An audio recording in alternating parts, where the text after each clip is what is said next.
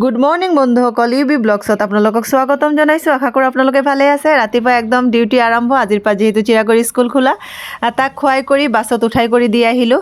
আৰু আহিয়েই ভাইটিয়ে আকৌ ফোন কৰিছে, লাওৰ আগ আৰু অমিতা দি থৈ গৈছে, আৰু লগতে ফ্ৰিজৰ পৰা মাছো উলিয়াই লৈছোঁ। আৰু বন্ধুসকল, আপোনালোকৰ লগত এইটো শ্বেয়াৰ কৰা নহ'ল। মোৰ ভণ্টিয়ে এইবাৰ বিহু উপলক্ষে মোক এইটো উপহাৰ দিছিলে।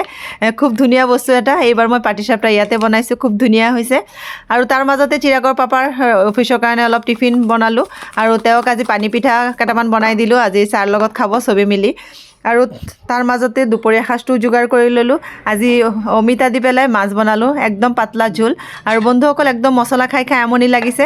অমিতা আৰু আলু দি পেলাই অলপ মাছ বনালোঁ। পিঁয়াজ নহৰু থেতেলাই দিছিলোঁ, আৰু লগতে গোটা জলকীয়া দি দিছিলোঁ, যিহেতু চিৰাগে খাব। আৰু বন্ধুসকল, তাতে ফুৰণত মই অলপ জিৰা দি দিছিলোঁ।